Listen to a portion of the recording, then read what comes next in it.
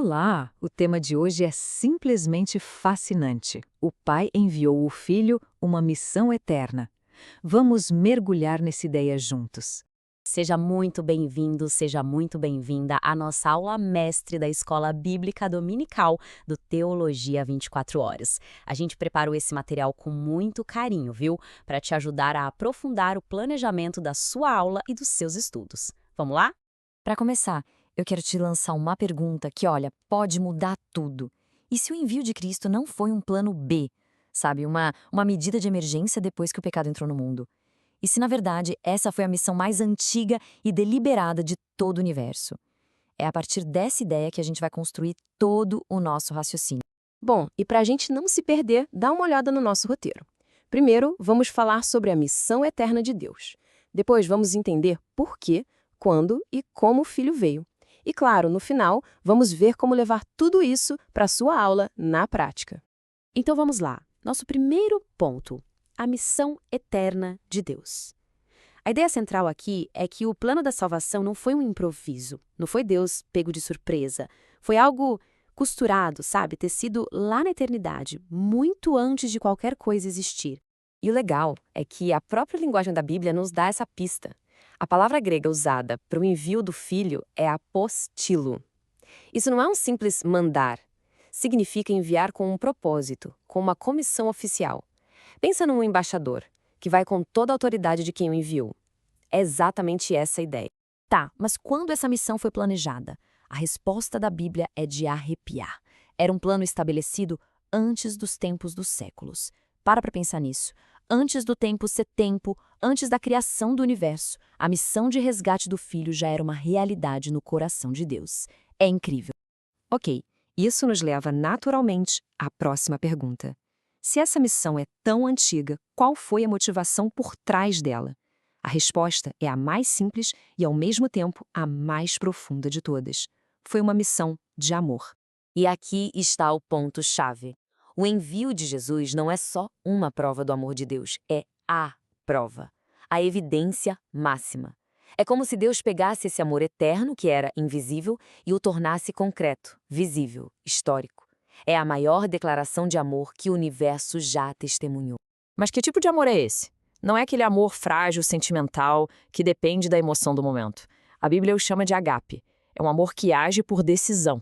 É a iniciativa de Deus em vir ao nosso encontro, mesmo que a gente, sejamos sinceros, não merecesse.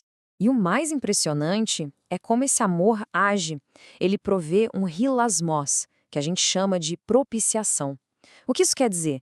Quer dizer que o amor de Deus não ignora a justiça. Pelo contrário, o sacrifício de Cristo resolve o problema da nossa culpa e, ao mesmo tempo, satisfaz a justiça perfeita de Deus. Na cruz, o amor e a justiça se encontram. Certo, a missão é eterna, é motivada pelo amor. Mas por que Jesus veio naquela época específica da história? Isso nos joga direto no nosso terceiro ponto, uma missão que acontece no tempo perfeito de Deus. O apóstolo Paulo usa uma expressão fantástica, pleroma do crono, a plenitude dos tempos. Isso mostra que a vinda de Cristo não foi um acaso. Foi o momento exato, orquestrado por Deus, em que todas as condições políticas, culturais e espirituais se alinharam. E que condições eram essas? Pensa só que cenário. Primeiro, a Pax Romana, que deu estradas seguras e estabilidade para que o evangelho pudesse viajar. Segundo, o grego koiné, uma língua que todo o império entendia, permitindo que a mensagem se espalhasse. E terceiro, uma forte expectativa messiânica em Israel.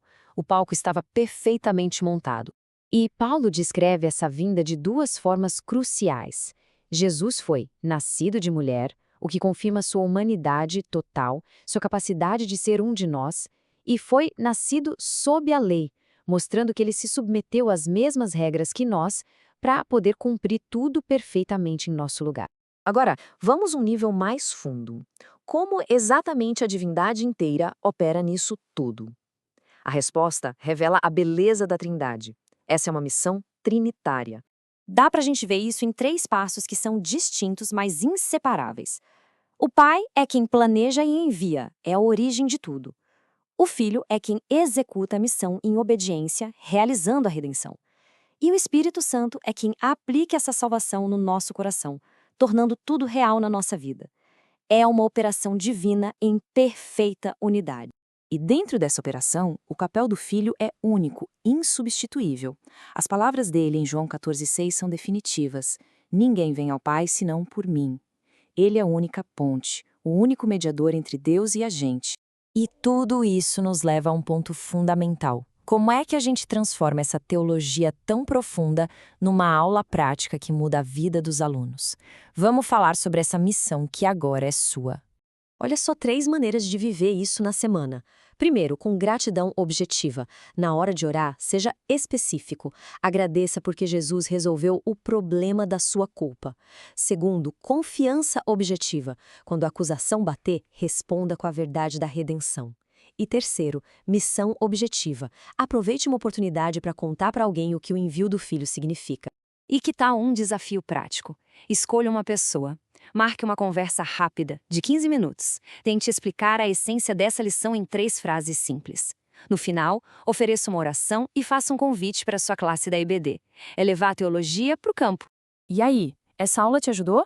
Então, por favor, comente aqui pra gente como esta aula mestre facilitou a preparação da sua. O seu retorno é muito importante.